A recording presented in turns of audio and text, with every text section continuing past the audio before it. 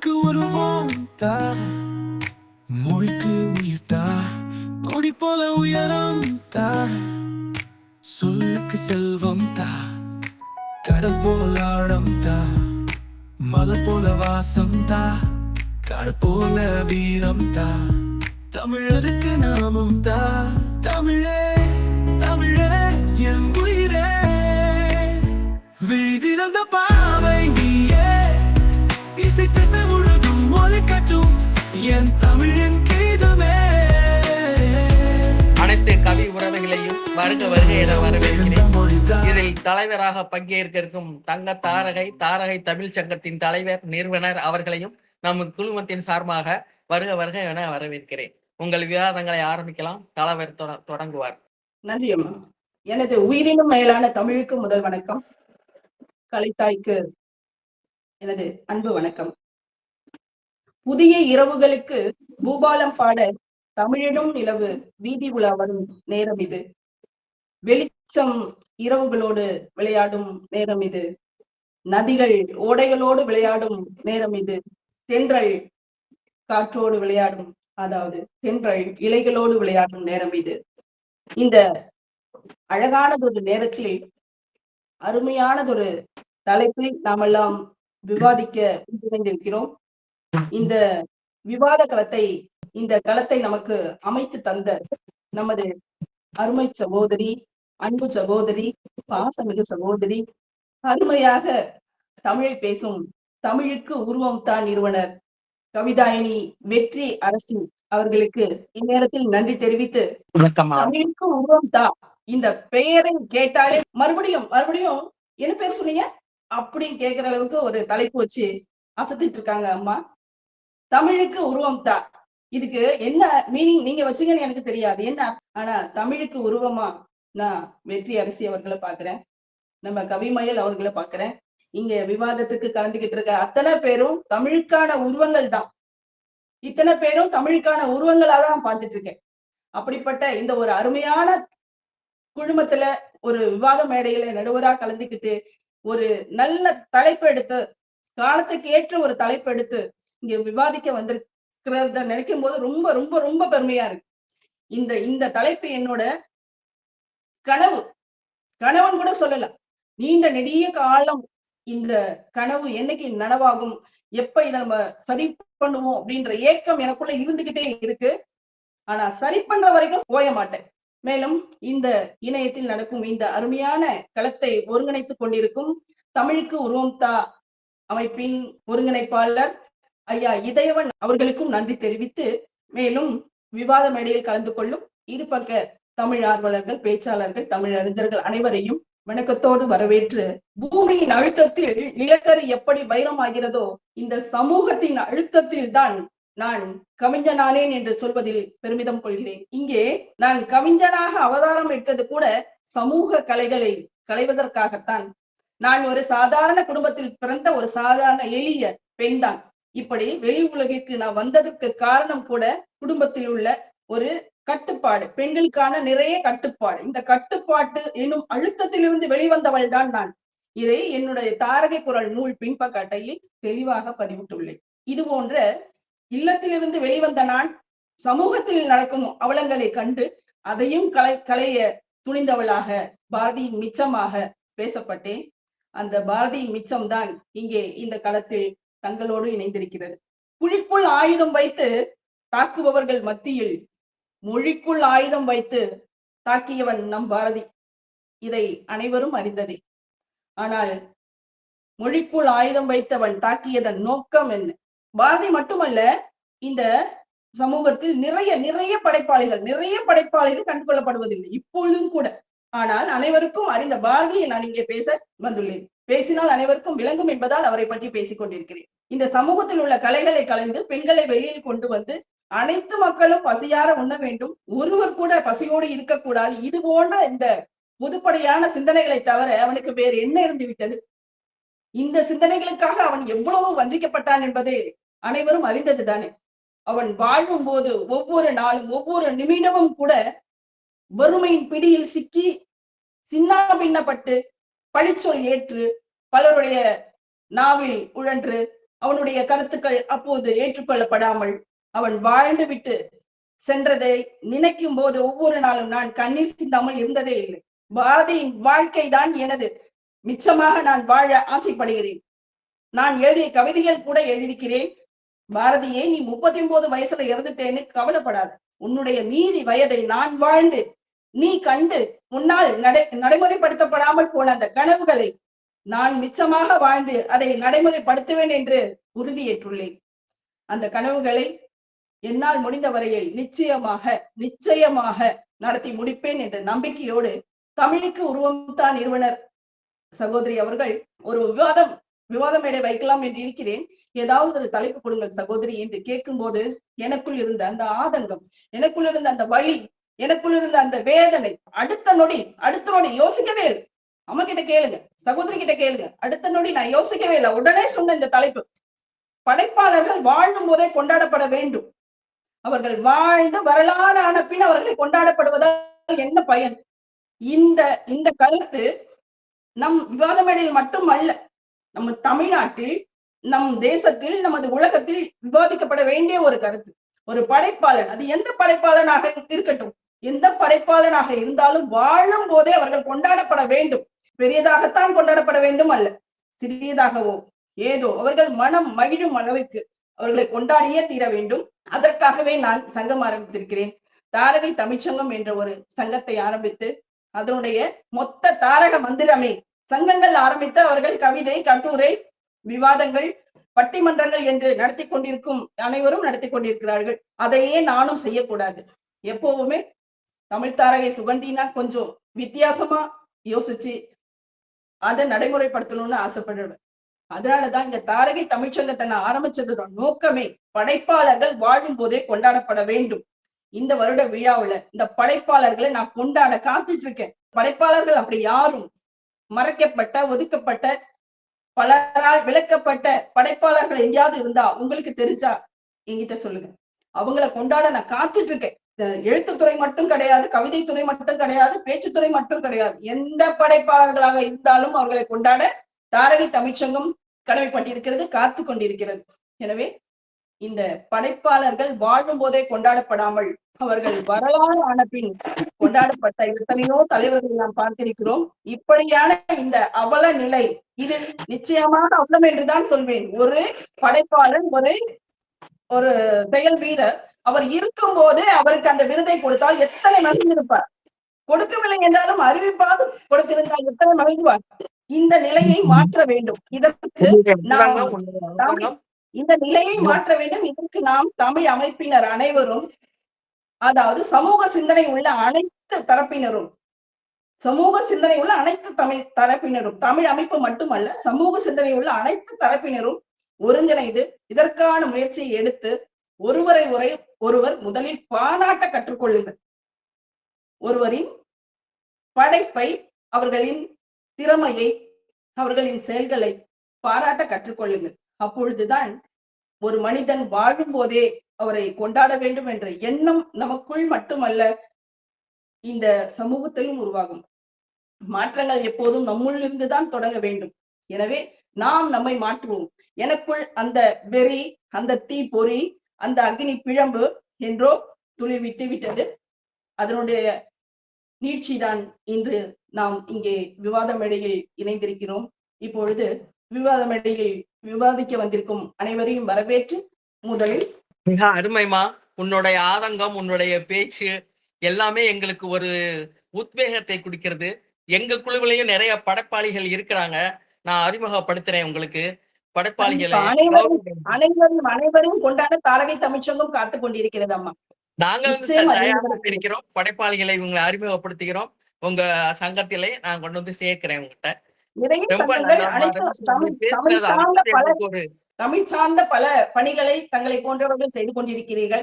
அதையே தொடர்ந்து நானும் செய்து, நானும் தமிழுக்கு ஏதோ செய்கிறேன் என்று இல்லாமல் அந்த படைப்பாளிகளை கொண்டாடுவதில் தான் எனது பெருமையை இருக்கிறது.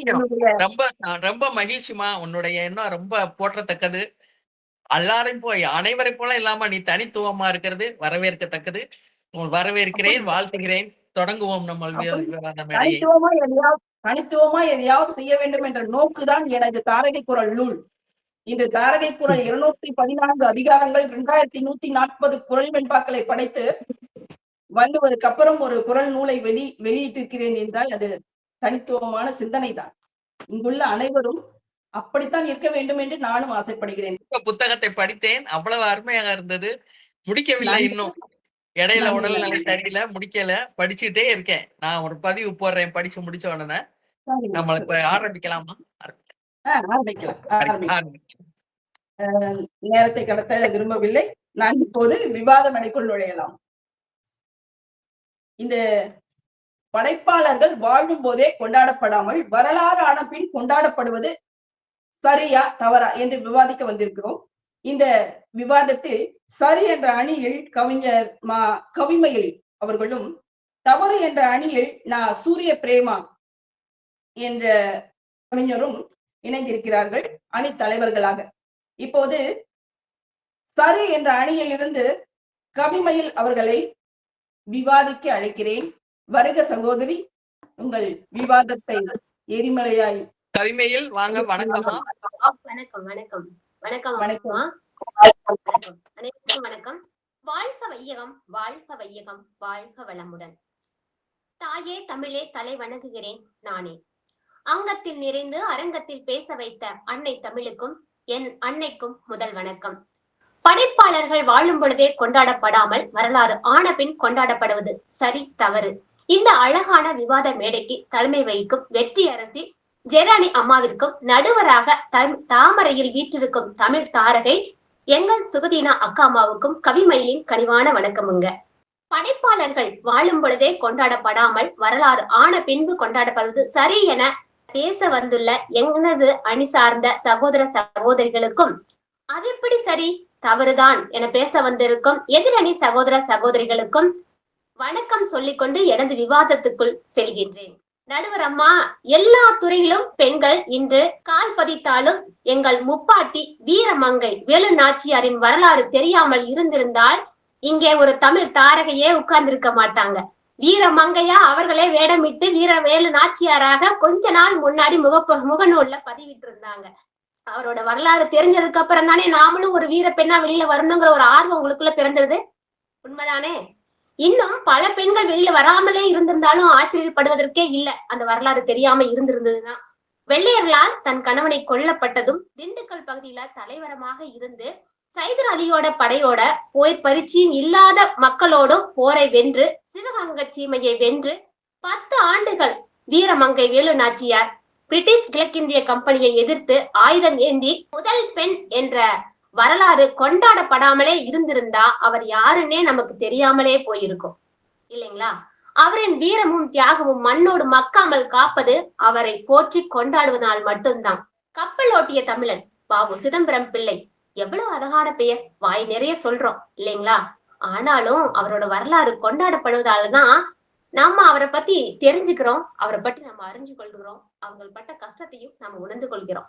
தமிழிலும் ஆங்கிலத்திலும் புலமை பெற்றவர், வழக்கறிஞர், எழுத்தாளர், பேச்சாளர், தொழிற்சங்க தலைவராய் இருந்தவர், தேசப்பற்றுல வீரம் நிறைஞ்ச நிறைய வீரர்களை ஒன்றுகிணைத்த பன்முக நாயகனை நமக்கு தெரியாமலே போயிருக்கும் அவரை கொண்டாடாம இருந்திருந்தா. வாழும் பொழுது கொண்டாடப்படக்கூடிய சூழ்நிலை அன்றைய காலகட்டத்துல கிடையாது. வரலாறு ஆன பின்ன கொண்டாடுவதுல என்னங்க அம்மா தவறு இருக்கு?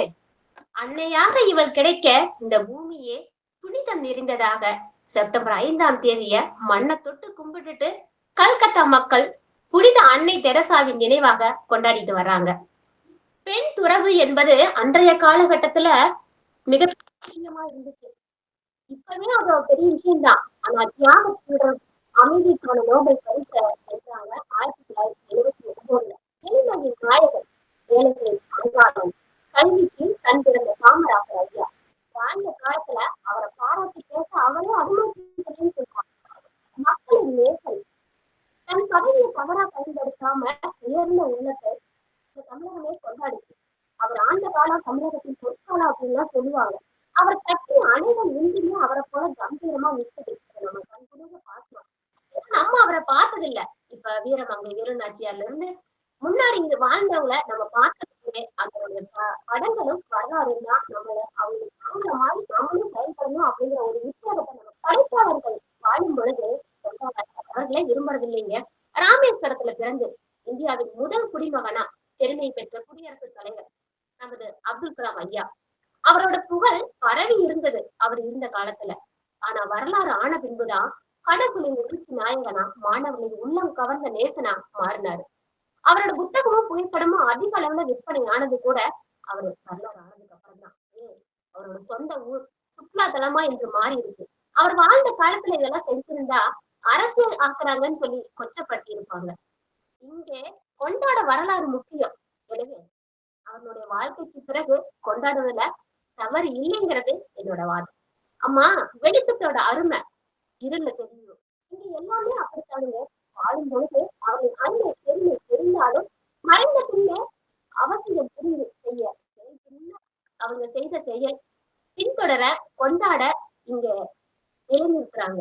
அதுல தவறு இல்ல சரியே என கூறி நல்வாய்ப்புக்கு நன்றி கூறி பாராட்டி விடைபெறுகிறேன். நன்றி, வணக்கமுங்க. தமிழ் அமைப்பு தோறும் தனது ஒருங்கிணைப்பால் அனைவரையும் தன் அன்பாலும் சேர்த்து கட்டி போட்ட நம் அருமை சகோதரி கவிஞர் மா. கவிமயில் அருமையானது ஒரு விளக்கத்தை தந்திருந்தாலும் கூட அவர் தலைப்பை தவறாக புரிந்து கொண்டார் என்றே எனக்கு தோன்றுகிறது.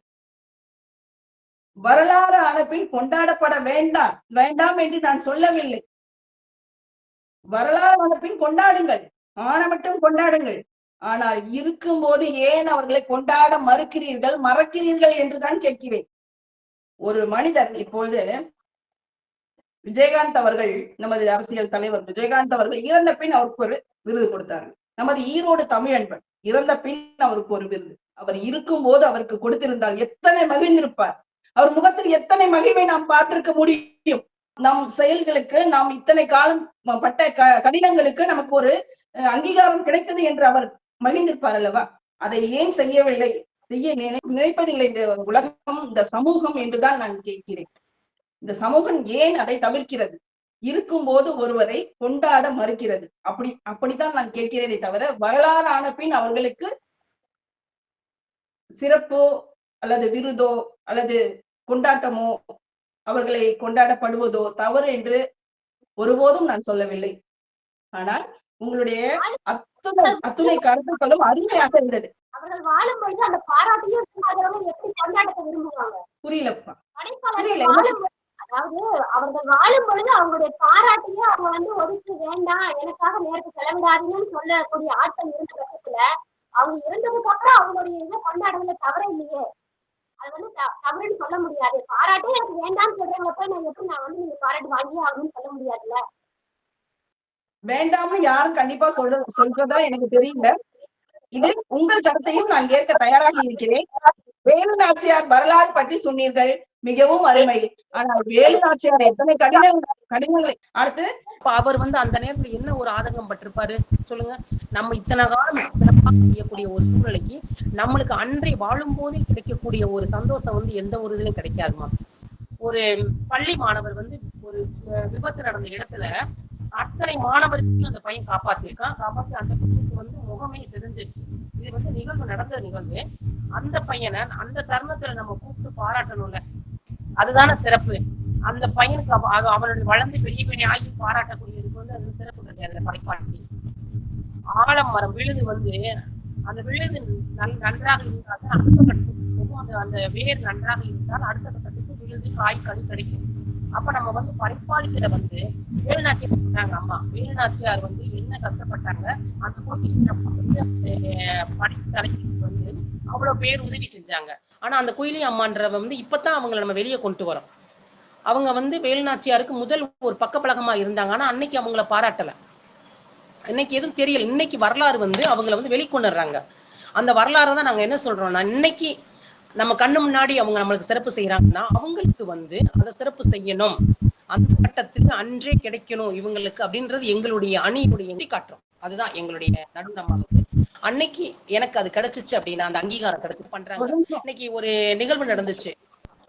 படைப்பாளிகளை அந்த தருணத்தில் நாம படிப்புக்கு செய்ததுக்கு அவங்க சிறப்பு செய்வது அவர்களுடைய காலத்தின் அவங்களுக்கு மென்மையிலும் அடுத்த வளர்ச்சிக்கு போகும். ஒரு பெண் நம்ம ரோட்ல கடந்த ஒரு நகையை எடுத்து கொடுத்தாங்க. தருணத்துல அவங்களுக்கு வந்து அதை சிறப்பு செய்யும் போது அவங்களுடைய மனநிலை என்ன ஆகும் அப்படின்னா, அடுத்து வந்து எந்த தவறும் செய்யாத அளவுக்கும் அவங்களை வந்து பாராட்டக்கூடிய போது அவங்களுக்கு மனநிலை நல்லா இருக்கும். அந்த வரலாறு பேசும்போது அவர்களுக்கு அந்த தருணத்தில் கிடைக்கக்கூடிய ஒரு சூழ்நிலை இருந்தால் மட்டுமே அவர்கள் இனி வரும் காலங்களிலும் சரி எந்த காலத்திலும் அவங்க சிறப்பா செய்ய முடியுமா. நடுவரம்மா இன்னைக்கு நடுவரம்மா இருக்கிறாங்க, எவ்வளவோ சொல்றாங்க, நாங்க தமிழ் சங்கத்துக்கு பண்றோம், நான் எங்களுடைய படைப்பாளையை கூட்டிட்டு வாங்கல பாராட்டக்கூடியப்ப அன்னைக்கு எங்களுடைய நடுவரம்மாவுக்கு எவ்வளவு பெருமையாக இருக்கும். நாங்க சொல்லுவோம், இன்னைக்கு இவங்க படைப்பாளையை கூப்பிட்டு பாராட்டினாங்க, அப்ப அந்த தருணத்துல வந்து அவங்களுக்கும் ஒரு அங்கீகாரம் கிடைக்கும். அதை விட்டுட்டு வந்து எனக்கு முன்னாடி நம்மளுக்கு நடக்க வந்து முன்னாடி நடக்கிறது வந்து அது வேற விடயம், பின்னாடி நடக்கிறது அது ஒரு பிரயோஜனம் கிடையாதுல்ல. அந்த படைப்பாளிகள் செய்த நல்ல செயல்களையும் நல்ல கருத்துக்களையும் அவர்களுக்கு வேறு ஒன்றி கம்பர் வீட்டு கட்டுத்தறி கவிபாடும்பாங்க. அது மாதிரி எங்களோட நடுவர் அம்மா வந்து படைப்பாளிகளை ஊக்குவிக்கக்கூடிய ஒரு தருணத்தில் இருக்கிறாங்க. அந்த தருணத்தில் இருக்கக்கூடிய அவங்களையும் நாங்கள் இந்திய நேரத்தில் எங்களுடைய படைப்பாளிக்கு செய்யக்கூடிய அந்த சிறப்பை அவங்களை பாராட்டினேன் அப்படின்னா அவங்க என்ன செய்வாங்கன்னா, அவங்களுக்கு ஒரு எனர்ஜி கிடைக்கும், ஒரு பூஸ்ட் கிடைக்கும். அந்த பூஸ்ட் இருக்கக்கூடிய அந்த தருணத்துல அவங்க இன்னும் நிறைய பேருக்கு வந்து செய்யக்கூடிய ஒரு சூழ்நிலை உருவாகும். இது நிறைய பேருக்கு தெரிய மாட்டேங்குது. அவங்க வாழும்போது ஒரு புத்தகம் வெளியிட்டாரு, அவர் சிறப்பான ஒரு நபர், அவர் மறைந்த பின்னாடி அவர் மனைவிக்கு நாங்க கொடுக்குறோம். அவங்களுக்கு அதுல என்ன பிரயோஜனம் இருக்கும்? எந்த பிரயோஜனமுக்கு இருக்காதுமா. அவருக்கு கையில கொடுக்கக்கூடிய ஒரு விருதோ ஒரு பாராட்டோ அவங்களுக்கு அவ்வளவு ஒரு அந்த செய்த செயலுக்கு நற்பெயருக்கும் அவர்களுக்கு வந்து அந்த ஒரு உத்வேகத்துக்கும் நாம் செய்யக்கூடிய ஒரு சிறப்பு அது காலம் காலம் அவர்களுடைய இதயத்தில் இடம்பெற்றிருக்கக்கூடிய ஒரு சூழ்நிலை உருவாடுவார்கள். அவர்கள் வாழ்ந்து கொண்டிருக்கும் போது நம்ம சிறப்பு செய்யப்படுவோம். இதுதான் என்னுடைய கருத்தா வாதமா வைக்கிறேன்மா. நம்ம அதுக்கப்புறம் அதை செய்யக்கூடியது எந்த பிரயோஜனமும் கிடையாது. இது வந்து நடுவுற மாட்டேன், என்னுடைய கருத்தா தாழ்மையான கருத்தையா நான் வைக்கிறேன்மா. வாழும் போதே அவர்களுக்கு சிறப்பு செய்வதுதான் படைப்பாளர்களுக்கு ஆனந்த கொண்டாட்டம் என்று சொல்லி என்னுடைய வாதத்தை நான் முடித்துக் கொள்கிறேன் அம்மா. சிறப்பு சிறப்பு சிறப்பு சூரிய பிரம்மா அவர்களுக்கு அருமையாக தங்களது வாதத்தை வைத்தீர்கள். ஆனால் அவர்கள் வரலாறான பின் அவர்களுக்கு சிறப்பு செய்வதால் எந்த பிரயோஜனமும் கிடையாது என்பது இல்லை. வரலாறான பின் அவர்களுக்கு வரலாறும் அவர்களுடைய புகழ் பரப்பப்படுவதும் பெருமைக்குரியதுதான். ஆனால் இங்கே பட்டிமன்றம் அதனுடைய தலைப்பு தடம் மாறுவதாக, அதை சரியாக புரிந்து கொள்ளப்படாமல் இருப்பதாக எனக்கு தோன்றுகிறது. கவிமயல் அவர்களும் சரியாக புரிந்து கொள்ளவில்லை தலைப்பை. இப்போது சூரிய பிரேமா அவர்களும் கூட சரியாக புரிந்து கொள்ளவில்லை என்றுதான் நினைக்கிறேன். ஏனெனில் இங்கே நான் கேட்பது, இங்கே வைத்த தலைப்பு என்னவென்றால், ஒரு படைப்பாளன் வாழும் போதே கொண்டாடப்படாமல் வரலாறு ஆன பின் கொண்டாடப்படுவது சரியா தவறா என்றுதான் கேட்கிறேன். அதில் பயனுள்ளதா, பிரயோஜனம் இல்லையா என்று கேள்வி இல்லை. அது சரியா தவறா? அவங்க வாழும் போதே கொண்டாடுறது சரியா, இல்ல அவங்க இருக்கிற வரைக்கும் அவங்கள போட்டு மிதிச்சு துவைச்சு அவங்கள சாகடிச்சுட்டு அதுக்கப்புறம் அவங்க வரலாறான பின் அவங்கள போற்றி புகழ்ந்து, அதாவது படைப்பாளர்கள் ஒரு நாளும் இறந்து போவதில்லை, காலமாவார்கள், காலத்தால் அவர்கள் வாழ்ந்து கொண்டுதான் இருப்பார்கள். அப்படிப்பட்ட அந்த காலமான படைப்பாளிகளுக்கு கொடுக்கப்படும் விருதால் பயன் உண்டா பயன் இல்லையா என்று கேள்வி இல்லை. அப்படி கொடுக்கப்படுவது சரியா தவறா, இதுதான் இங்க கேள்வி. அடுத்ததாக சரி என்ற அணியிலிருந்து கவிஞர் மலர்விழி அவர்கள் தங்களுடைய கருத்தை தலைப்பின் தடம் மாறாமல் கொடுக்கும்படியாக அன்போடு கேட்டுக்கொள்கிறேன். வணக்கம். வணக்கம். நடுவர் அம்மா அவர்களுக்கும் ஜெயராணி அம்மா அவர்களும் ஒருங்கிணைப்பு கவிஞர் அனைவர்களுக்கும் வணக்கம். படைப்பாளிகள் வாழும்போது கொண்டாடப்படாமல் வரலாறு ஆன பின் கொண்டாடப்படுவது சரியே என்று வாதிக்க வந்துள்ளேன். காலம் கடந்து கொண்டாடப்படும் படைப்பாளிகள் தங்களுடைய வாழ்நாளில் போதிய அங்கீகாரம் பெறாவிட்டாலும் அவர்களின் ஆழமான சமூக அக்கறை, தனித்துவமான எழுத்து நடை மற்றும் சமூக விளிம்பு நிலை மக்கள் குரலாக ஒலித்ததற்காக மறைவுக்கு பின்னும் காலத்தால் அழியாமல் கொண்டாடப்படுகின்றனர். இலக்கிய எழுத்தாளர் ஜெயகாந்தன், ருத்ரையா, ராஜம் கிருஷ்ணம் போன்றோர் சமூக மாற்றத்தை வலியுறுத்தி படைப்புகளை வழங்கியதில் காலத்தை வென்று நிலைத்து நிற்கிறார்கள். ஜே.கே. விளிம்பு நிலை மக்களின் வாழ்வியலை பிரதிபலித்தவர். ராஜம் கிருஷ்ணர் சமூக கள ஆய்வுகளின் மூலம் பெண்களின் நிலை மற்றும் தொழிலாளர்களின் பிரச்சனைகளை பதிவு செய்த அவர் 100 ஆண்டுக்கு பின்னரும் நினைவு கூறப்படுகிறார். ருத்ரையா அவள் அப்படித்தான் போன்ற தனித்துவமான படைப்புகளால் கொண்டாடப்படுகிறார். அசோகமித்திரன் 1970-90களில் சூழலை படம் பிடித்து காட்டியதில் அவரது கதைகள் இன்றும் நிலைத்திருப்பது படைப்பாளியின் சமூகத்தின் விளிம்பு நிலை, காலத்தின் பிரதிபலிப்பு, சமூகத்தின் யதார்த்த நிலையை ஆழமான உழைப்பின் மூலம் ஆவணப்படுத்தியவர்கள். இவர்கள் படைப்புகள் சமூகத்தின் விமர்சிப்பது பெரும்பாலும் இவர்கள் மறைவுக்கு பின்பே அங்கீகரிக்கப்படுகிறது. தமிழில் எல்லா படைப்புகளுக்கும் தனித்தனி கையேடு கொண்டு வர வேண்டியுள்ளது. இவற்றை தொகுத்து படைப்பாளிகள் வாசகர்களிடம் செய்திகளை அறிய முடியும்.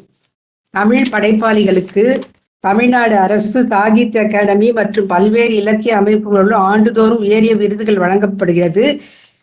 சாகித்ய அகாடமிக்கு நிகராக செம்மொழி இலக்கிய விருது தற்போது தமிழக அரசால் அறிவிக்கப்படுகிறது. அது காலத்தே தானே கொடுக்கப்படுகிறது. அந்த நாள்ல பத்திரிக்கைலாம் எதுவும் இல்லை, எதுவும் எதுவுமே படைப்பாளிகளோட இது எதுக்குமே வெளியில தெரிய வாய்ப்பே இல்லை. யாரும் யாரோட எதுவும் எடுத்து சொல்றதும் இல்லை.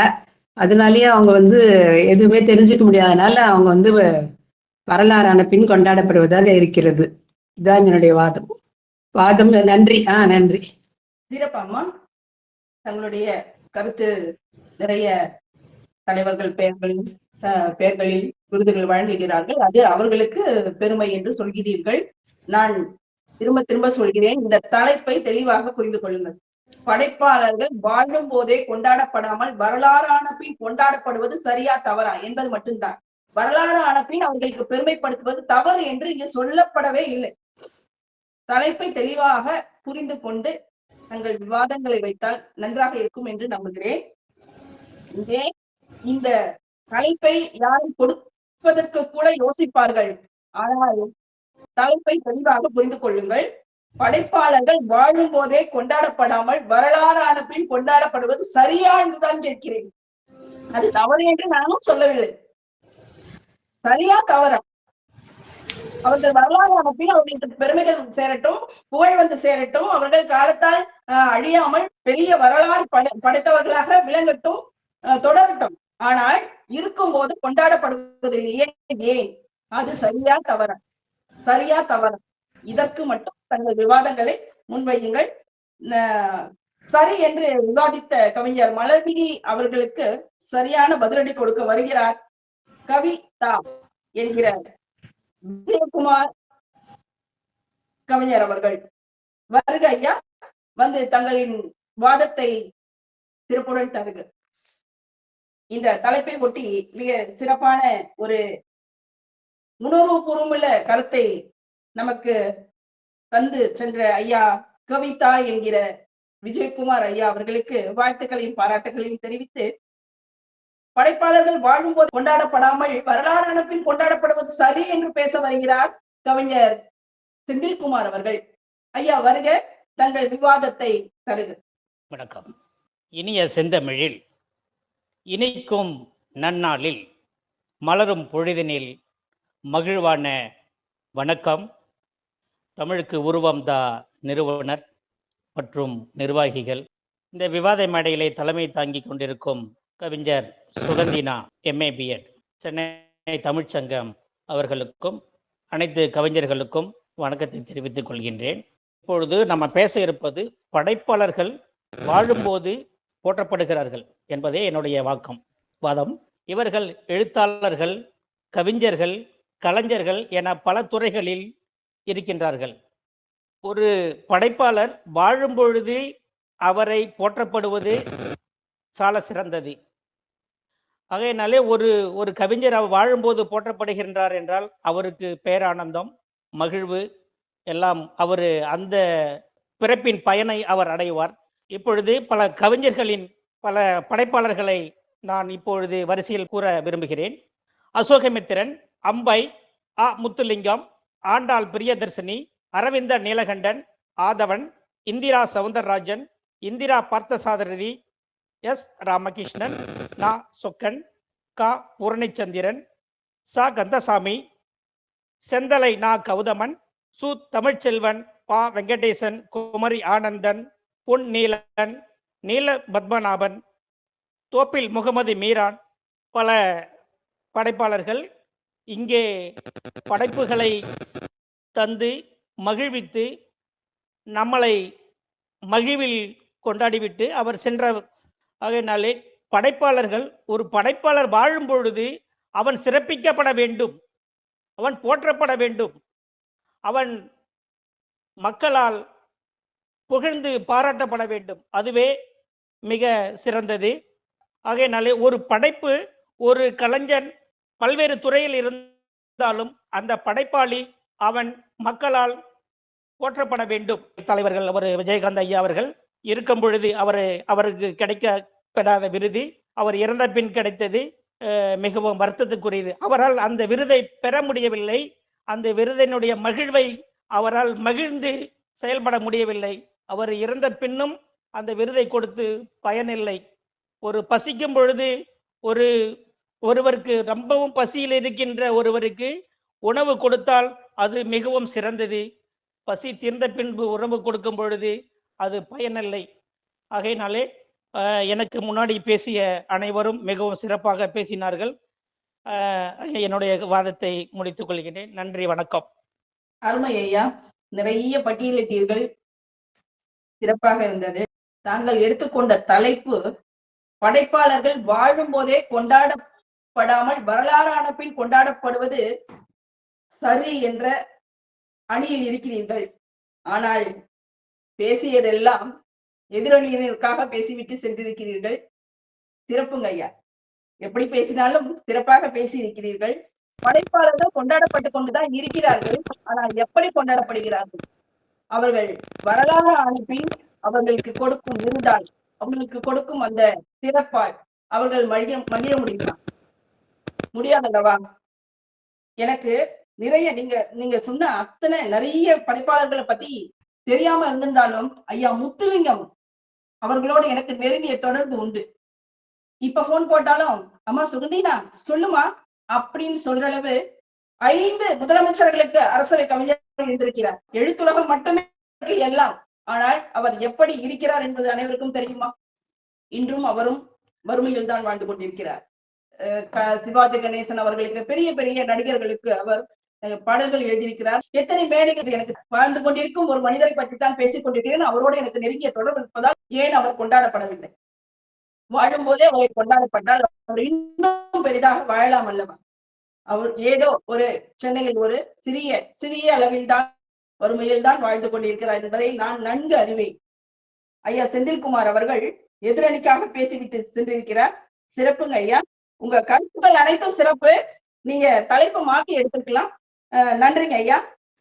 கவிஞர் மாயவரம் மூர்த்தி ஐயா அவர்கள் தற்போது படைப்பாளர்கள் வாழும் போதே கொண்டாடப்படாமல் வரலாறான பின் கொண்டாடப்படுவது தவறு என்ற விவாதிக்க வருகிறார். ஐயா வருக, தங்களின் சிறப்பானது ஒரு விவாதத்தை தருக.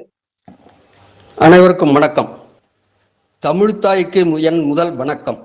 விவாத மேடைக்கு தலைமை தாங்கும் குழுவின் தலைமை திருமதி ஜெயராணி அம்மா அவர்களுக்கும், நடுவர் தாரகை சுகதீனா அவர்களுக்கும், எதிரணி தலைவர் கவிமயில் அவர்களுக்கும், நம் அணி தலைவர் சூரிய பிரேமா அவர்களுக்கும், நம் அணி பேச்சாளர்களும் எதிரணி பேச்சாளர்களுக்கும் அனைவருக்கும் அவை வணக்கத்தை தெரிவித்துக் கொள்கிறேன். நம் உயர்வுக்கு வழிகாட்டிய நம் பெற்றோர்களை அவர்கள் வாழும்போது கொண்டாட வேண்டும். ஆனால் வாழும்போது பலர் கொண்டாட தவறிவிட்டு அவர்கள் நமக்கு இதை செய்தார்கள் அதை செய்தார்கள் என்று பெருமைப்பட்டு அவர்களை பாராட்டுவது தவறு என்பதை தான் நான் சுட்டிக்காட்ட விரும்புகிறேன். பலதும் துன்பங்களும் துயரங்களும் அடைந்து தங்களது படைப்புகளை வெளிக்கொண்டு வந்தார்கள். அந்த நேரத்தில் படைப்பாளர்களுக்கு போற்றி அவர்களுக்கு உதவி செய்திருந்தால் அவர்கள் படைப்பில் வெகு சிறப்பாக செய்திருப்பார்கள். ஆனால் அது செய்யாமல் கம்பராகட்டும், பாரதியாராகட்டும், இன்னும் பல கவிஞர்களாகட்டும் தாங்கள் படைத்த காலத்திலே அவர்கள் போற்றப்படவில்லை. ஏனென்றால் அவர்கள் பல இன்னல்கள், துன்பங்கள், எல்லா எதிர்ப்புகளையும் மீறி தங்கள் படைப்புகளை முன்னெடுத்து வந்தார்கள். ஆனால் இப்பொழுது அவர்களை நாம் கொண்டாடுகிறோம். ஆனால் அவர்கள் வாழ்ந்த காலத்தில் கொண்டாட மறந்து விட்டோம். நம்மை சேர்ந்தவர்கள் மறந்து விட்டார்கள். ஆனால் இப்பொழுது அவர்களை கொண்டாடுகிறோம். ஆனால் அந்த பாராட்டு அவர்களை போய் சென்றடைவதில்லை. இருக்கும்போது பாராட்டினால் அவர்கள் உள்ளம் மகிழும். வயலுக்கு இறைத்த நீர் பயன் பெற்றால் வயல் சிறப்பாக வளரும். ஆனால் விழலுக்கு இறைத்த நீர் வீண்தானே, தவறுதானே. எந்த படைப்பாளர்களும் படைத்தவுடன் அவர்களது படைப்பின் ஆற்றலை சிறப்பை எடுத்து சொல்லி பாராட்டி அவர்களை பெருமைப்படுத்தி ஊக்கப்படுத்தினால் அவர்கள் படைப்பு மேலும் மேலும் வாழும்போது கொண்டாட வேண்டும். வரலாறானது கொண்டாடலாம், ஆனால் அது வாழும்போது கொண்டாடாமல் விட்டுவிட்டு வரலாறானது கொண்டாடுவது தவறு என்று சொல்லி என் வாதத்தை முடித்துக் கொள்கிறேன். சிறப்பையா, சிறப்பு. சிறந்த ஒரு கருத்தை சொல்லி தங்கள் விவாதத்தை முடித்திருக்கிறீர்கள். படைப்பு என்பது எழுத்து மட்டும் அல்ல, துணிவும் கூட ஒரு படைப்பு தான், வீரமும் கூட ஒரு படைப்பு தான், செயல்கள் கூட ஒரு படைப்பு தான், சமூக சேவைகள் கூட ஒரு படைப்பு தான். இப்படிப்பட்ட படைப்பாளர்கள் உடன் இருக்க மற்றவர்கள் ஏன் தயங்குகிறோம்? அதாவது மற்றவர்களை எதிர்த்தால் நமக்கு இது நடக்காதோ அது நடக்காதோ என்று அவர்களை அப்படியே விட்டு விடுவது நம் தவறும் கூட தான். நாமும் அப்படித்தான் இருக்கிறோம். அப்படி இல்லாமல் வாழும் போதே அவர்கள் கொண்டாடப்பட நம் சமூக மக்களும் ஒன்றிணைய வேண்டும். சுயநலம், பொறாமை வாழும் போதே கொண்டாடுகிறார். விஜயகுமார் அவர்கள் சொன்னார், நான் ஒரு சின்னதா கவிதை எழுதுறேன், அதை பாராட்டினாங்க, என்னையே நான் பார்த்துக்கிட்டேன் அப்படின்னு சொன்னார். அந்த பாராட்டு அவரை தொடர்ந்து கவிதை எழுத வைத்திருக்கிறது. இதுதான் அங்கீகாரம், இதுதான் படைப்பு. இப்போது அந்த பாரதிய அன்னைக்கு தாங்கி பிடிச்சு அவரை சாங்க விடாம, அவரை காலமாக விடாம நம்ம பாதுகாத்திருந்தா இன்னும் எத்தனை படைப்புகளை நமக்கு கொடுத்திருப்பார். இங்கே கொண்டாடப்படவில்லை என்பது அரசு மட்டும் அல்ல, சமூகத்தில் இருக்கும் நம் போன்ற அனைத்து அமைப்பினரையும் தான் சேர்த்து சொல்கிறேன், அனைத்து மக்களையும் சேர்த்து சொல்கிறேன், அனைத்து மனிதர்களையும் சேர்த்து சொல்கிறேன். ஒருவருக்கொருவர் கொண்டாடி கொள்ளுங்கள், ஒருவருக்கொருவர் பாராட்டி கொள்ளுங்கள். இது சரியா தவறா? கொண்டாடப்படுவது சரியா? பாராட்டிக் கொள்வது சரியா தவறா? பாராட்டுவதால் இந்த தவறுகள் நேர்கிறது அல்லது இந்த சரி நேருகிறது, இதைத்தான் நாம் இங்கே விவாதித்துக் கொண்டிருக்கிறோம். இப்போது தவறு என்ற அணியில் பேசிவிட்டு சென்ற ஐயா கவிஞர் மாயவரம் மூர்த்தி அவர்களுக்கு பாராட்டுகளும் நன்றிகளையும் தெரிவித்து, அடுத்ததாக இவருக்கு பதிலடி கொடுக்க கவிஞர் பாலம்மாள் பொன்னுசாமி அவர்கள் வருகிறார். அம்மா தங்களின் விவாதத்தை தந்து உங்கள் கருத்தை முன்வையுங்கள். வாருங்கள். தமிழுக்கு உருவந்தா நிறுவனர் எங்கள் இதய அரசி ஜெயராணி அம்மா அவர்களுக்கும் மற்றும் இந்த இந்த விவாத மடியில் தலைமையேற்று கொண்டு இருக்கும் தாரகை சுகந்தினா அவர்களுக்கும் மற்றும் உள்ள நிறுவனர்களுக்கும் ஒருங்கிணைப்பாளர் அவர்களுக்கும் என் மனமார்ந்த வாழ்த்துக்களை தெரிவித்துக் கொள்கிறேன். என்னோட உரை, அதாவது இந்த தலைப்பு நான் என்ன தவறா நான் புரிந்து கொண்டானோ என்னோட பயத்துல நம்ம சரியான பாதையில தான் வந்திருக்கோம் அப்படிங்கிற நிலையில தான் நான் இப்ப தைரியமாக என்னோட கருத்துக்களை முன்வைக்க வந்திருக்கிறேன். சமூக நீதி மற்றும் சாதி ஒழிப்பிற்கு போராடியவர். இவர் பிறந்த வருஷம் 1891 ஏப்ரல் 14 மத்திய பிரதேசத்தில் பிறந்தவர். இறப்பு 1900 அவருடைய உயிர் பிரிந்தது என்று நம்ம அறியப்பட்டோம். ஆனா அவரின் படைப்புகள் என்ன தெரியுமா? ஒரு கட்டுரை எழுதியிருக்கிறார். அப்புறம் ரூபாயின் சிக்கல் என்ற ஒரு புத்தகத்தையும் வெளியிட்டிருக்கிறார். மற்றும் புத்தரை பற்றி அறிந்து புத்தரும் தமிழும் சாதியும் என்ற படைப்புகளை படைத்திருக்கிறார். இது இந்தியாவின் உயர்ந்த விருதான இந்த பாரத ரத்னா விருது 1990 அவருக்கு வழங்கப்படுகிறது. இது எப்படி இது இந்த மாதிரி தான் இது சரியான முறையில தான் நம்ம போய்கிட்டு இருக்கோம் என்று சொல்லிக்கிட்டு இருக்கார். ஆனா அவர் வாழ்ந்த காலத்திலேயே அவருக்கு அந்த பாரத ரத்னா அவருடைய திறமை எல்லாம் வெளி கொண்டு வந்திருக்க முடியும். என்ன கொடுமை பாருங்க, தமிழ்நாட்டில் தமிழ்நாடு அரசு 1998 தான் அவருக்கு விருது வழங்கப்படுகிறது. அது என்ன விருது என்றால் 1 லட்சம் ரூபாய் மதிப்புள்ள பொற்கிளி விருது. இத இந்த மாதிரி முன்னெடுப்பு எடுக்கலே, வரலாறு ஆனாப்பர் எடுக்கிறது இவங்க சரி என்று நினைத்து கொண்டு அரசாங்கமும் சமூகமும் செய்து கொண்டிருக்குது. இது மிகப்பெரிய மன வருத்தத்தை அளிக்கக்கூடிய ஒன்று. நம்ம படைப்பாளர்களும் சரி, படைப்பாளர்களை பின்பற்றுவதும் சரி, அவர்களுக்கு மன வருத்தத்தை அளிக்கக்கூடிய ஒரு செயல்தான் என்று என்னோட வாதத்தை முன்வைக்கிறேன். அதுபோக அரசியலமைப்பு சட்டத்தின் பங்கு 1946 டிசம்பர் 9 அன்று உருவாக்கப்பட்டது. அதுல இவர் ஒரு சிறந்த தலைவராகவே அவரை உட்கொண்டு டாக்டர் பாபா சாஹிப் அம்பேத்கர் செயல்பட்டார். அரசியலமைப்பின் வரலாறு 1948 பிப்ரவரி அன்று சமர்ப்பித்து சமூக நீதி, சமத்துவம், கூட்டாட்சி ஆகியவற்றை உள்ளடங்கியது. ஆனால் அவரும் டாக்டர் பட்டம் 1923 மே மாதம் லண்டன் தான் அவருக்கு டாக்டர் பட்டத்தை கொடுத்தது. நம்ம நாட்டுல வந்து எந்த காரணத்தை கொண்டும் அவருக்கு எந்த விருதுகளோ அவர் கௌரவிக்கப்படவில்லை அவர்கள் வந்து வாழ்ந்த காலத்தில். அதே மாதிரி ஐயா வஉசி அவர்கள், வள்ளியப்பன் உலகநாதன் சிதம்பரம் பிள்ளை என்பது அவருடைய பேரு. அது கப்பலோட்டிய தமிழன், தமிழனாக அறியப்படும் ஒரு சுதந்திர போராட்ட வீரர். அவர் வந்து ஒரு வக்கீலும் கூட, வழக்கறிஞரும் கூட, வழக்கறிஞராகவும் இருந்திருக்காரு. அதான் தேசபக்தி மிக்கவர். தேசபக்தியை தூண்டினார் என்பதுக்காக என்ற காரணத்துக்காக 1872 செப்டம்பர் 5ஆம் தேதி ஓட்டப்புறத்தில் 1936 நவம்பர் 18 தூத்துக்குடி 64 வயதில் இறந்து விட்டார். சிறையில் செக்கிழுத்த செம்மல் நின்று அவரை பின்பற்றக்கூடிய நாம அவர் இருக்கும்போது கொண்டாடப்படவில்லை. படைப்புகள் தமிழ் ஆங்கிலத்தில் கட்டுரை, பேச்சு போட்டி, மொழிபெயர்ப்பு எல்லாமே இவருடைய படைப்புகள் சிறந்த படைப்புகளாக தான் இருந்தது. ஆனா 1972 தான் பத்மபூஷன் விருது அவருக்கு வழங்கி சிறப்பித்தது. எவ்வளவு வேதனையான விஷயம் பாருங்க. அவர் இருந்த காலத்திலேயே இந்த முன்னெடுப்பு நடந்திருக்கணும். இத முன்னெடுப்பு நடக்காம இப்ப இவ்வளவு நாள் கழித்து அவங்க செய்யறது வந்து தவறான பாதைகளுக்கு தான் மன வருத்தத்தை தான் கொடுக்குதுமே ஒழிய அது மன மகிழ்வை தராது என்ற அணியில் நான் பேசிக்கிறேன். அதுவும் போக அதற்கு அப்புறம் சுப்பிரமணிய பாரதி ஐயா அவர்கள் 1982 பிறப்பு வந்து 1882 டிசம்பர் 11 திருநெல்வேலி மாவட்டத்தில் எட்டயபுரத்துல பிறந்திருக்காரு. இறப்பு வந்து 1921 செப்டம்பர் சென்னையில் 39 வயதில் இறந்து போயிட்டார். ஆனா அவருடைய படைப்புகள் வந்து பாஞ்சாலி சபதம், குமாரி சதுர்வேதி, தேசபக்தி கவிதைகள், வந்தே மாதரம், ஆச்சாரம், இந்த மாதிரி நிறைய கட்டுரைகளை எழுதி மக்களுக்கு படைச்சிருக்காரு. அப்ப எல்லாம் என்ன சொன்னாங்க, அவர் வாழ்ந்துட்டு இருக்கும்போது சுப்பிரமணிய பாரதி ஒரு பைத்தியக்காரன் அப்படின்னு சொல்லி விமர்சித்த இந்த சமூக மக்கள் அவர் இறந்ததுக்கு அப்புறம் தான் பாரதி இப்ப வரைக்கும் நம்ம கொண்டாடிக்கிட்டு இருக்கோம். அதுக்கடுத்து தந்தை பெரியார் அவர்கள் வந்து 1879 செப்டம்பர் 17 வெங்கநாயக்கர் சின்னத்தாய் அம்மாளுக்கு பிறந்திருக்காரு. 1973 டிசம்பர் 24 94 வயதில் இறந்திருக்கார்.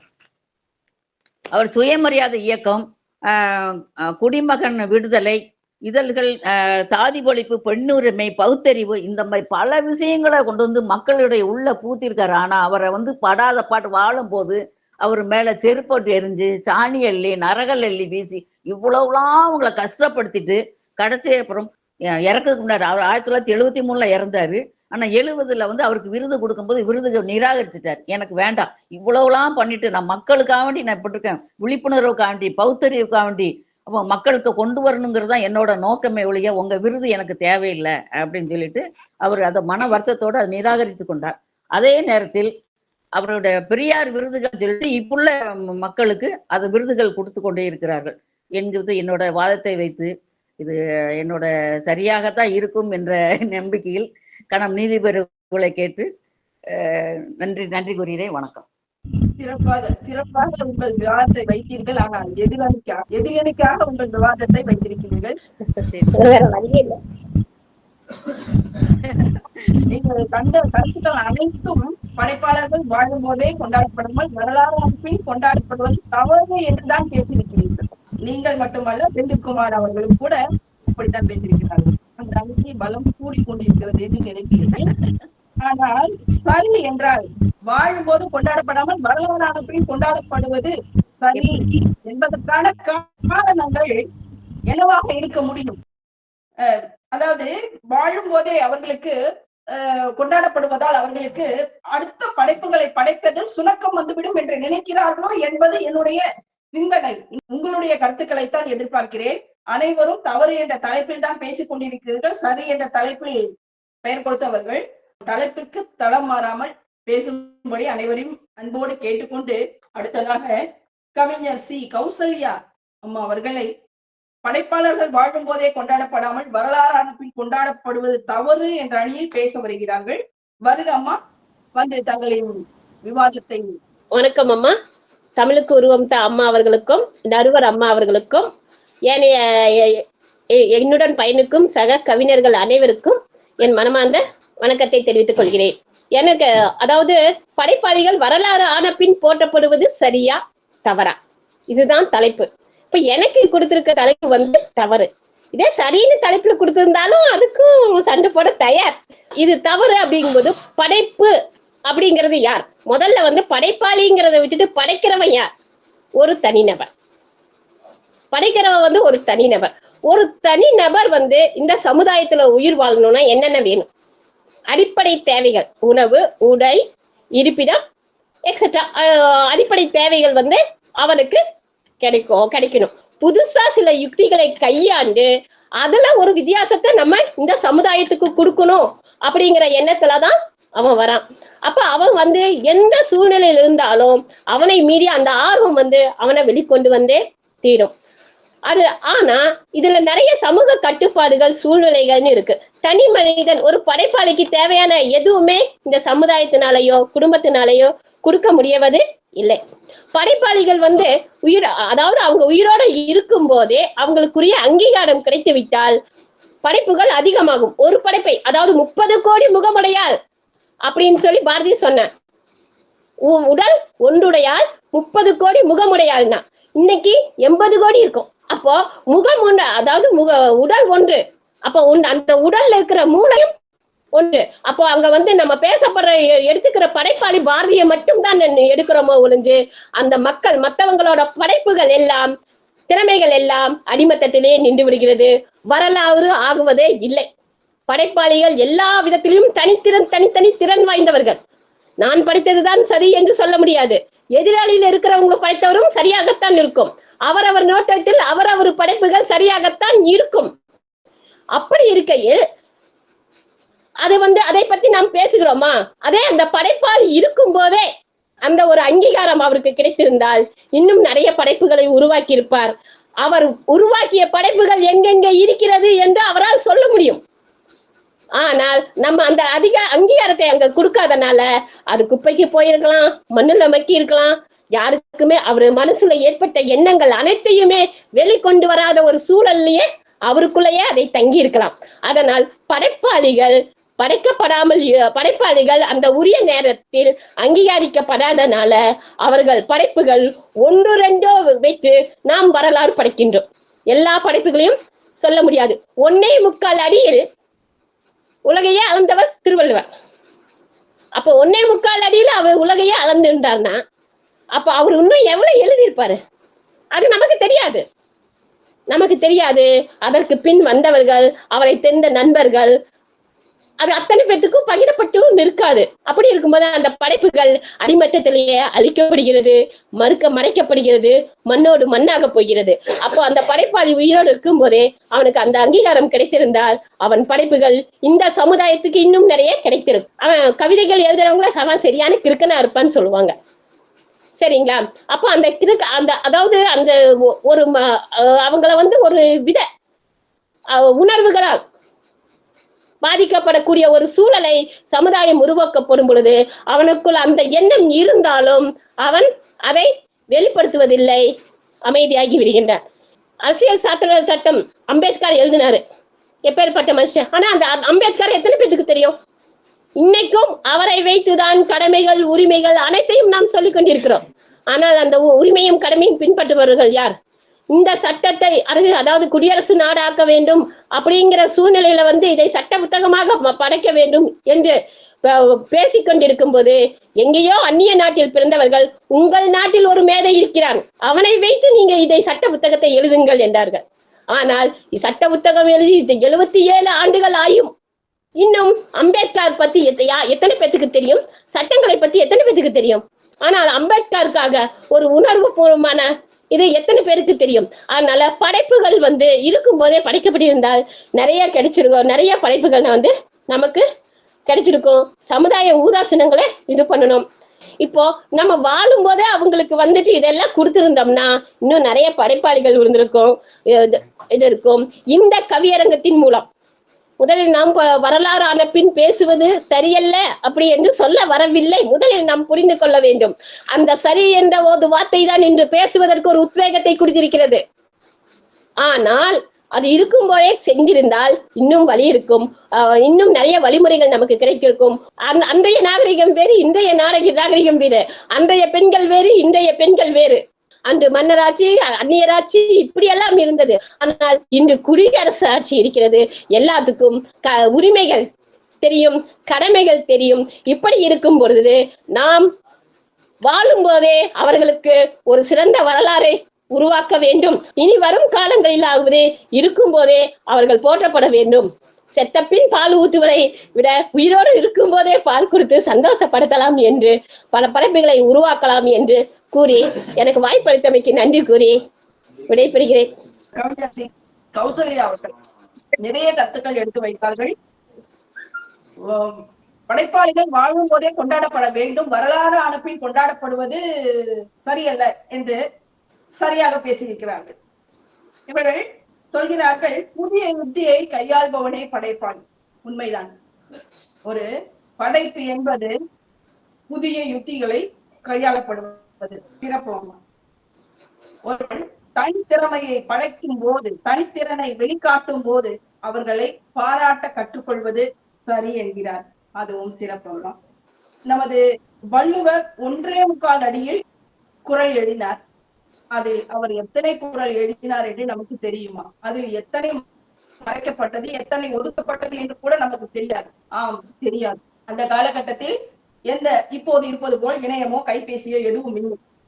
அப்போது மறைக்கப்பட்டது. ஆனால் இந்த காலத்திலும் கூட கைபேசி இணையம் இருக்கும் போது கூட ஒருவருக்கொருவர் நாம் பார்த்து பேசிக் கொண்டிருக்கிறோமே. இந்த காலத்தில் கூட ஒரு படைப்பாளன் வாழும் போதே கொண்டாடப்படுவதில்லை, பாராட்டப்படுவதில்லை.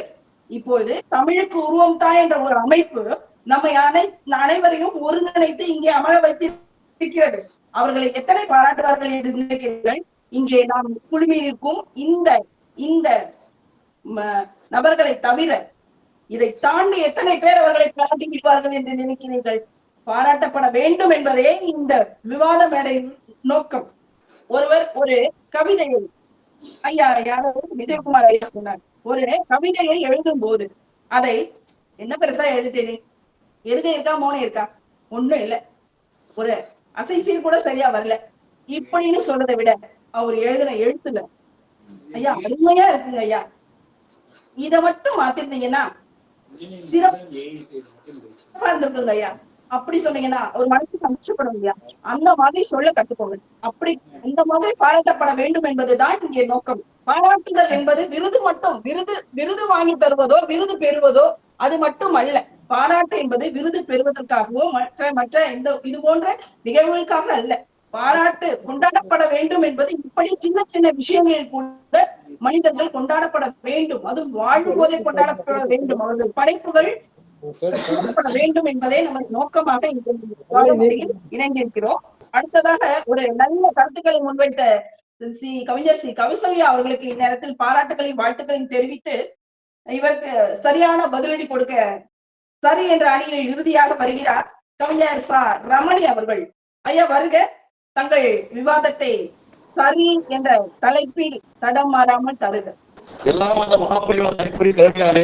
இன்றைக்கு உங்கள் முன் இருக்கின்ற ஒரு அரிய வாய்ப்பு கிடைத்திருக்கு. எனது ரத்தத்தின் ரத்தமாக ஊறிக்கொண்டு ஓடிக்கொண்டிருக்கும் அன்னை தமிழுக்கு முதற்கண் வணக்கம். இங்கே தமிழுக்கு உருவத்தா நிறுவனருக்கும் மற்றும் தொழில்நுட்ப உதவியாளர்களுக்கும் பொறுப்பாளர்களுக்கும் இன்று பட்டிமன்ற விவாத மேடை நடுவர் அவர்களுக்கும் ஒருங்கிணைப்பாளர்களுக்கும் மற்றும் இங்கே கலந்து கொண்டிருக்கின்ற பேச்சாளர்களுக்கும் முதற்கண் வணக்கத்தை தெரிவித்துக் கொண்டு எனது வார்த்தைக்கு தலைப்பு படைப்பாளர்கள் வாழும் போது கொண்டாடப்படாமல் வரலாறு ஆரம்பின் கொண்டாடப்படுவது சரியா தவறா என்பது தெரிந்தானே. அப்படி வரும்போது படைப்பாளர்கள் வாழும் போது கொண்டாடப்படுவது தவறு என்று யாரும் சொல்லவில்லை. படைப்பாளர்கள் வாழும் போது கொண்டாடப்பட வேண்டியதுதான், இல்லை என்று அதில் மாற்று கருத்தே கிடையாது. அதே சமயத்தில் இந்த நமது விவாத மேடையின் தலைப்பு என்னன்னா, படைப்பாளர்கள் வாழும்போது கொண்டாடப்படாமல் வரலாறு ஆரம்பின் கொண்டாடப்படுவது சரியா தவறா என்பதை நான் சரி என்று சொல்கிறேன். ஏனென்றால் நாம் இப்போது அந்த ஏற்றுக்கொள்ளப் போவது இன்றைய தலைமுறையை ஏற்றுக்கொள்ளப் போவதில்லை. எனவே படைப்பாளர்கள் என்பவர்கள் யார்? முதலில் ஒரு கவிஞன், ஒரு எழுத்தாளர், கலைஞர், நடிகர், பாடகர், திரைப்பட இயக்குனர், திரைப்பட இசையமைப்பாளர்கள், திரைப்பட பாடல் எழுதும் கவிஞர்கள், இங்கே நாம் நமது குழுவில் இருக்கின்ற பல கவிஞர்கள், பல இவர்கள் தானே. அப்படி இவர்கள் ஆனால் இப்படிப்பட்ட படைப்பாளிகள் எல்லாம் நாம் எழுதுவதை எல்லாம் இன்று அங்கே சரியாக அங்கீகரிக்கப்படுவதில்லை. அதே சமயத்தில் இவர்கள் எப்போது வரலாறு ஆகிறார்கள்? அதாவது பழைய இதில் எடுத்துக்கொண்டால் அவர்களது படைப்பு சமூகத்தில் ஏதாவது சாதித்திருந்தால் அந்த படைப்பாளில் வரலாறு ஆகிறார். அப்படித்தானே? அப்படி வரும்போது அவர்களது படைப்பின் உட்கருத்துக்கள் சமூகத்தை கட்டி எழுப்பக்கூடியதாக இருந்திருக்க வேண்டும். அப்படி எல்லோராலும் இயலாது. 100 இருவர், ஏன் விரல் விட்டு எண்ணக்கூடியவர்கள் அவ்வாறு இருப்பார்கள். அது எல்லோராலும் பாராட்டப்பட்டு அவர்கள் அப்பொழுதே வரலாறு ஆகிவிடுவார்கள். ஆனால் அவர்கள் இருக்கும் பொழுது அப்படி இருந்தார்களா என்பது தெரியாது எனக்கு. இன்றைய சூழலில் அதுவும் கைக்குள் அடங்கும், கைபேசியை வைத்துக் கொண்டு கைக்குள் அடங்கும் ஊடகங்கள் வந்த பின்னர் படைப்பவர்கள் குட்டீசல் போல ஏராளமாக இருக்கிறார்கள். அன்றைக்கு இந்த வசதிகள் எல்லாம் இல்லாது கிடையாது. ஆனால் இன்றைக்கு எல்லோரும் படைப்புகளும் பாராட்டப்படுகின்றனவா, படிக்கப்படுகின்றனவா?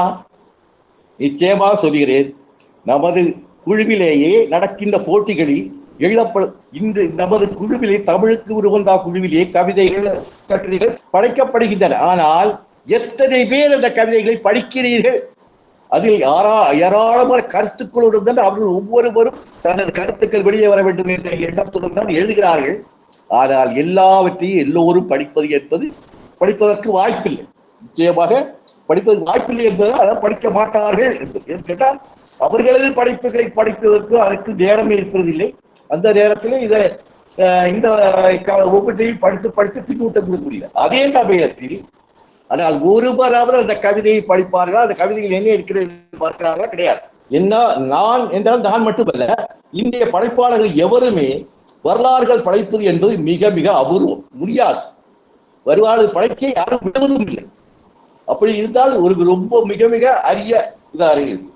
சரி, இப்போது யார் வரலாறு ஆகியிருக்கிறார்கள் என்று நாம் நினைவுறுத்திக் கொண்டு பார்த்தால், திருவள்ளுவர் எப்படி அவர் இந்த காலத்தில் அவரை பாராட்டினார்கள் இல்லையா தெரியவே தெரியாது.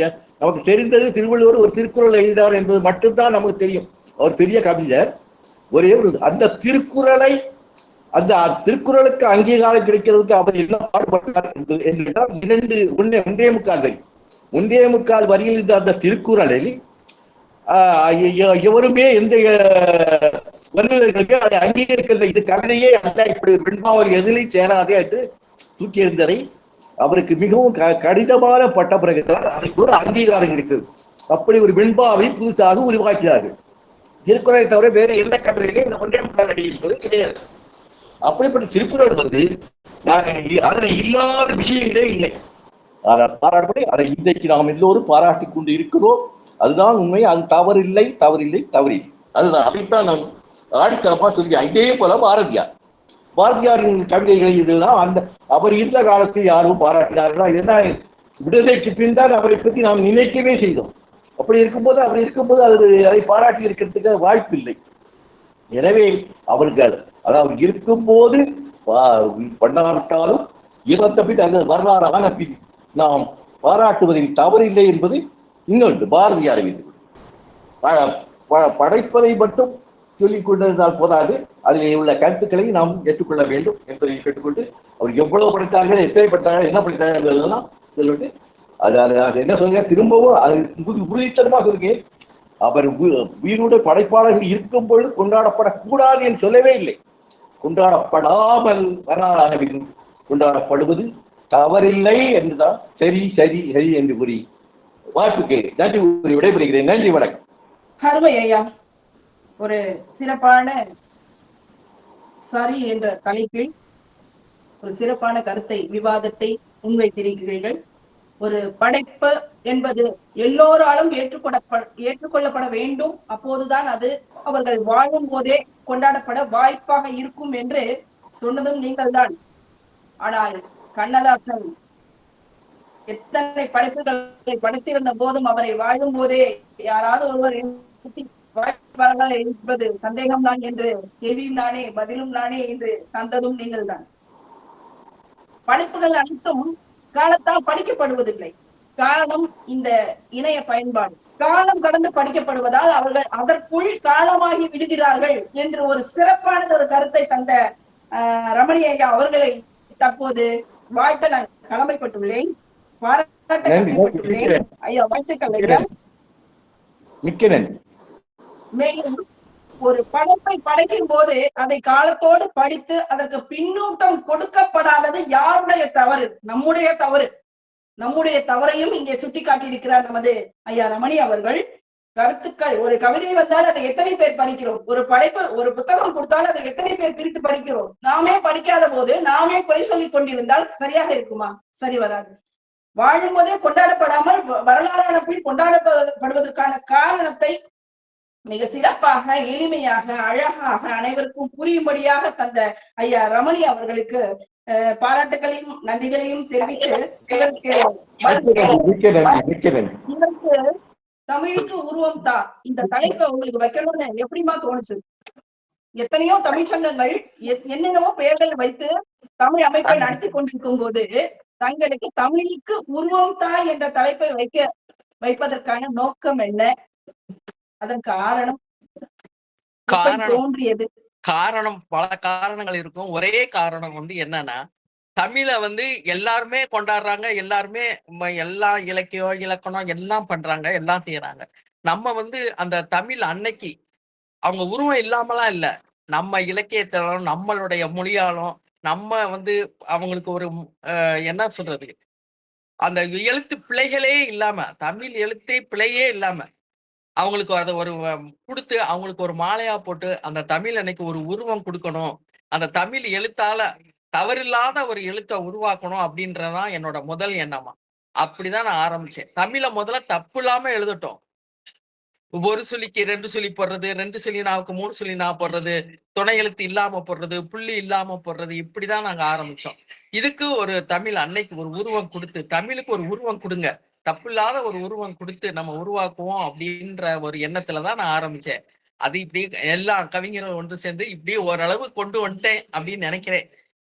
அவ்வளவுதான். அதுக்கப்புறம் இதுதான் என்னோட எண்ணம் வந்தது. இப்போது கொண்டாடப்படாமல் வரலாறான பின் கொண்டாடப்படுவது சரி என்று 2, 3 பேர்கள் தான் பேசினார். மீதி செந்தில்குமார், பாலம்மாள் இருவரும் எதிரணிக்காக பேசிவிட்டு சென்று விட்டார். இப்போது 3 பேரில் சிறந்த கருத்துக்களை அனைவரும் தந்திருந்தாலும் கூட இதில் என்ன காரணங்களை அவர்கள் சொல்கிறார்கள் என்றால், தொடர்ந்து, அதாவது ஒருவனுக்கு நாம் ஒரு படைப்பை பாராட்டும் போது நான் இதை பண்ணிட்டேன் அதை பண்ணிட்டேன் அப்படின்னு கர்வம் வந்துருமோ, ஒரு தீமை வந்துருமோ, அவனுடைய அடுத்த படைப்புக்கு அது சுணக்கமாகி விடுமோ, இதுதான் என்னுடைய எண்ணம். ஆனாலும் கூட ஐயா விஜயகுமார் அவர் சொன்ன மாதிரி ஒரு படைப்பை பாராட்டும் பொழுது அதை ஊக்கப்படுத்துமாறு கூட அமையும். எனவே சுணக்கத்தை யோசிக்காமல் ஒருவருக்கொருவர் பாராட்டி இந்த படைப்புகளை நாம் அவர்கள் வாழும் போதே அவர்களை கொண்டாட வழி செய்ய வேண்டும். ஐயா சொன்னாரு, நம்ம ரமணி ஐயா சொன்னாரு, அந்த படைப்புகள் அவங்க எழுதினாலும் கூட அவங்க வாழற வழிக்கு அது படிக்கப்படுறது இல்லை. ஒரு புத்தகம் ஒருத்தவங்க கொடுத்தாங்க வாங்கி நம்ம அப்படியே வச்சிருக்கோம், அதுல என்ன இருக்குன்னு பாக்குறது இல்லை. அவங்க எழுத்துக்களை அடுத்தவங்க தான் அதை கொண்டாடப்படணும். இப்போ ஒருத்தவங்க ஒரு படைப்பை படிச்சிருக்காங்கன்னா அது எழுத்துலகம் மட்டும் கிடையாது. ஒரு குயவன் பானையை செஞ்சா கூட அதுவும் படைப்பு தான். ஒரு சிற்பி சிலையை செஞ்சாலும் அதுவும் ஒரு படைப்பு தான். அதை பாராட்டுங்க, அதுக்கான பின்னோட்டத்தை கொடுங்க. இந்த சிற்பம் அழகா இருக்கு அப்படின்னு 10 பேர் சொன்னாதானே அந்த சிற்பிக்கு பெருமை கிடைக்கும். அந்த மாதிரி ஒரு படைப்பாளன் ஒரு கவிதையோ இல்ல கட்டுரையோ ஒரு ஏதோ நம்ம நாவலோ ஹைக்கூவோ எழுதினா அதை அடுத்தவர்கள் தான் கொண்டாட வேண்டும். அவர்களே கொண்டாடி கொள்ள முடியாது. எனவே இந்த காலகட்டத்தில் கைபேசி, இணையம் இப்படி அனைத்தும் நம் கையில் இருந்தும் கூட ஒருவருக்கொருவர் கொண்டாடாமல் இருப்பது அரசின் தவறு மட்டும் அல்ல, நம்முடைய தவறும் கூட தான். நாமே நம்மை சுற்றி உள்ளவர்களை, நமக்கானவர்களை, நம்மை சார்ந்துள்ளவர்களை, நம் சமூகத்தில் உள்ளவர்களை அதாவது கொண்டாட தவறுகிறோம், அவர்களை பாராட்ட தவறுகிறோம். அந்த பாராட்டு என்பது அடுத்தவர்களை பாராட்டும் போதுதான் நமக்கும் அந்த பாராட்டு கிடைக்க வாய்ப்பு இருக்கும். அந்த மனநிலை அனைவருக்கும் வர வேண்டும். ஒரு படைப்பாலும் வாழும் போதே கொண்டாடப்படாமல் போவதற்கு மற்றவர்களை குறை சொல்வதை விட்டு முதலில் நாம் நம்மிலிருந்து தொடங்குவோம். ஒருவருடைய படைப்பை முழுமையாக படித்து அதில் என்ன கருத்து உள்ளது, அதில் என்ன தவறு உள்ளது, நற்கருத்தை தவறுகளை அவரை தனியாக அழைத்து இப்படி செய்யுங்கள் அப்படி செய்யுங்கள் என்று அவருக்கு அறிவுரை கொடுத்து அவரை திருத்தி இந்த தமிழுக்கு உருவம் தாப்போல ஒரு எழுத்து பிழை கூட எழுத்து பிழையை சரி செய்து அவர்களை கவிதை எழுதி வைக்க எத்தனை பெரிய விடயம், எத்தனை பெரிய விடயம் இது. கேட்கும் போதே பெருமையாக இருக்கிறது. எழுத்து, அதாவது 1ஆம் வகுப்பில் செய்ய வேண்டிய வேலை, அதை அம்மா இந்த இந்த இந்த காலகட்டத்தில் கையில் எடுத்திருக்கிறார், கைபேசி வழியாக. ரொம்ப பெருமையாக இருக்கிறது அம்மாவை நினைக்கும் போது. இப்படிப்பட்ட ஒரு நல்லுள்ளங்களுக்கு மத்தியில் நாம் நம் படைப்பாளர்களை கொண்டாடி தீர்க்க வேண்டும். அதற்கு முதலில் படைப்புகளை நாம் படிக்க வேண்டும், நாம் பார்க்க வேண்டும். ஒவ்வொரு படைப்பும், எந்த படைப்போ, ஒரு ஓவியம் சித்திரம் வரைந்தாலும் கூட அது நன்றாக இருந்தால் அது நன்றாக இருக்கிறது ஒரு பின்னூட்டம் கொடுங்கள். நீங்கள் கொடுக்கும் பின்னூட்டம் தான் அவனை கொண்டாடும். அவனை கொண்டாடல, யாருமே கொண்டாடல அப்படின்னு நம்மளே சொல்லி முதல்ல நம்ம கொண்டாட கற்றுவோம். அப்புறம் உத்தம கொண்டாடுறாங்களா இல்லாத பாத்துக்கலாம். அப்போ ஒரு படைப்பாளர் வாழும் போதே கொண்டாடப்படாமல் வரலாறு பின் கொண்டாடப்படுவதற்கு காரணம் முதல் யார்?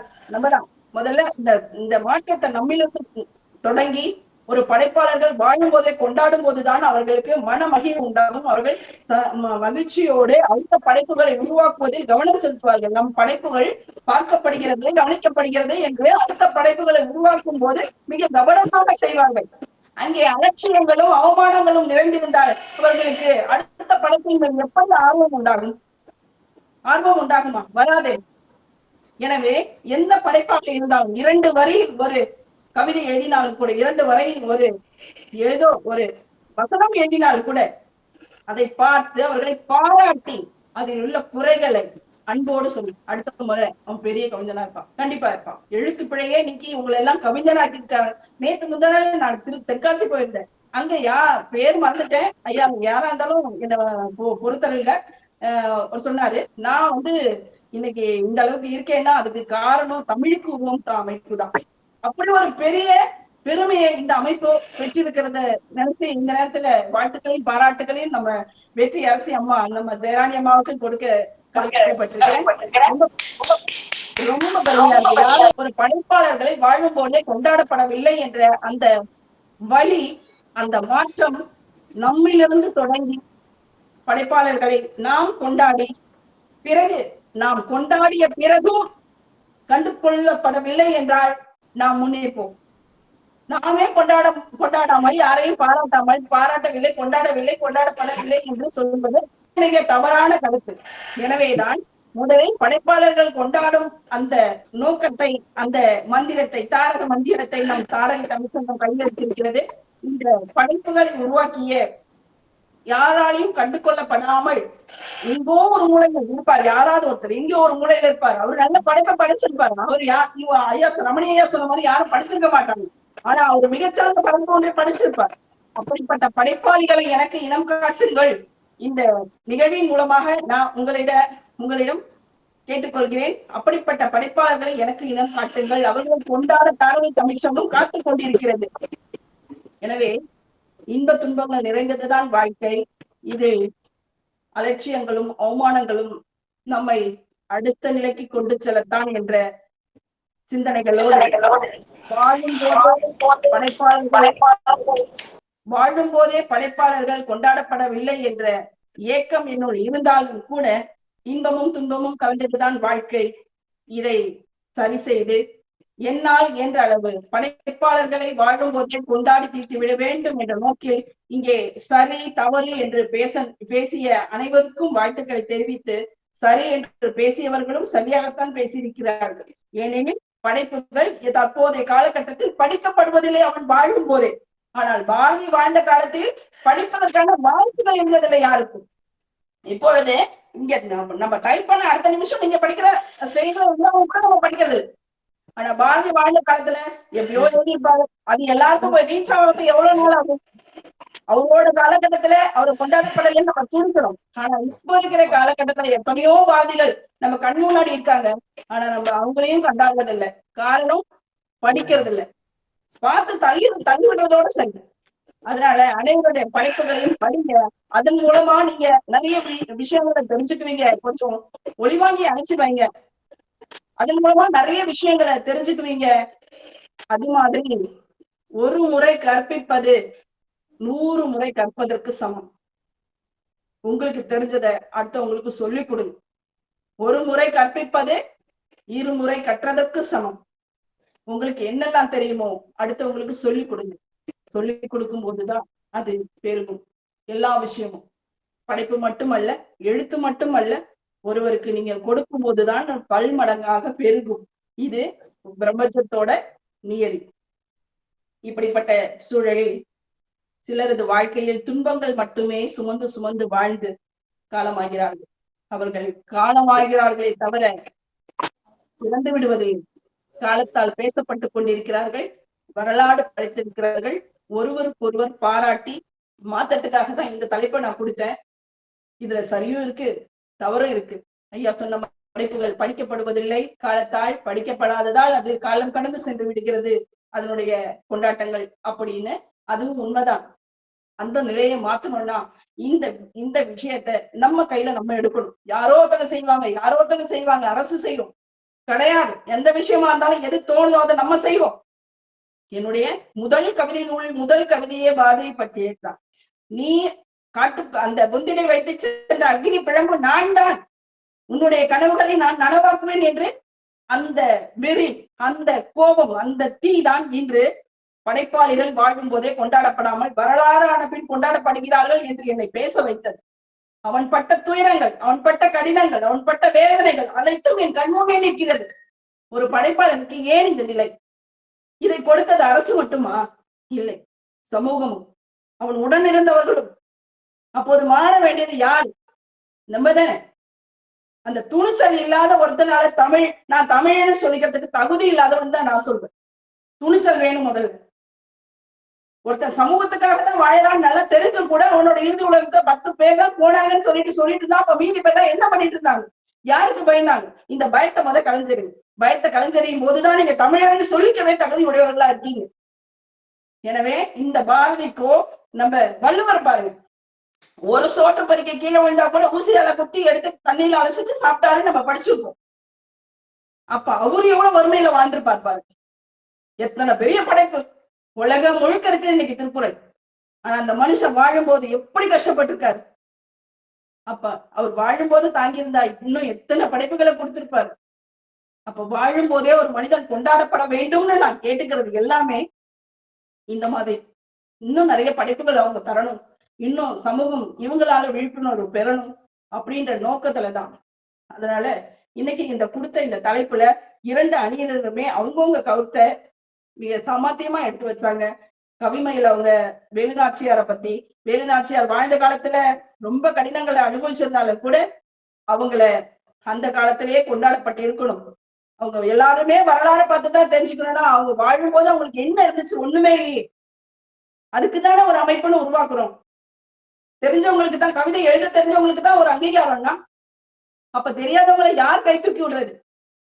அந்த அந்த அந்த ஒரு ஏக்கத்தை தமிழுக்கு உருவம் அம்மையார் நம்ம வெற்றி அரசி அவர்கள் தெரியாதவங்களை நான் கைப்பிடிச்சு விரல் பிடிச்சி தவழ்ந்துட்டு இருந்தவனை நிமித்தி நிக்க வச்சிருக்கேன்னு சொல்லும் போது, அதுவும் எனக்கு தென்காசியில சொல்லும் போது ரொம்ப பெருமையா இருந்துச்சு, ரொம்ப பெருமையா இருந்துச்சு எனக்கு. அதற்கு நான்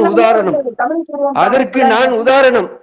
நான் தமிழுக்கு உருவந்தா குழுவில் சேர்ந்தவுடன் தான் ஒரு கவிஞராகப்பட்டேன். அதுவரை எனக்கு ஒரு வரிக்கு அடுத்த வரி எழுத வராது, எழுத வேண்டும் என்று தெரியாது.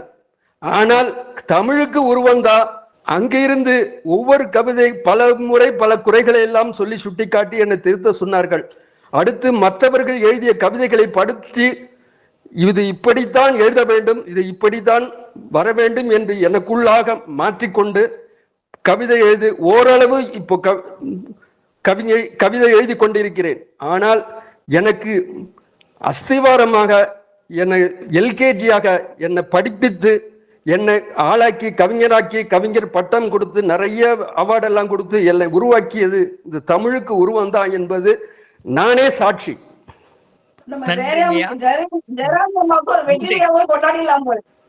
அந்த அளவுக்கு ஒரு பெருமை மிகுந்த ஒரு நிகழ்ச்சி, ஒரு நிகழ்வு, ஒரு நம்ம ஐயா மூர்த்தி ஐயாவே சாட்சின்னு சொல்லியிருக்காரு.